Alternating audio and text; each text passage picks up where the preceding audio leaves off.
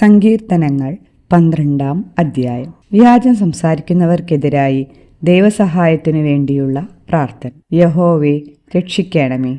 ഭക്തന്മാർ ഇല്ലാതെ പോകുന്നു, വിശ്വസ്തന്മാർ മനുഷ്യപുത്രന്മാരിൽ കുറഞ്ഞിരിക്കുന്നു.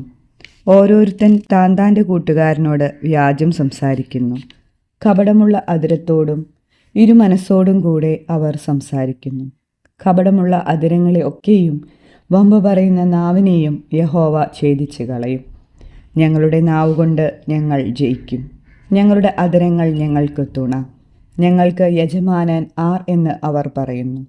എളിയവരുടെ പീഡയും ദരിദ്രന്മാരുടെ ദീർഘശ്വാസവും നിമിത്തം ഇപ്പോൾ ഞാൻ എഴുന്നേൽക്കും.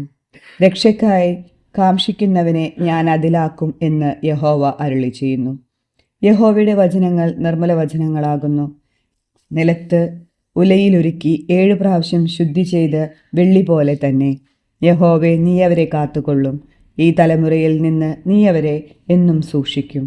മനുഷ്യപുത്രന്മാരുടെ ഇടയിൽ വഷളത്വം പ്രബലപ്പെടുമ്പോൾ ദുഷ്ടന്മാർ എല്ലായിടും സഞ്ചരിക്കുന്നു.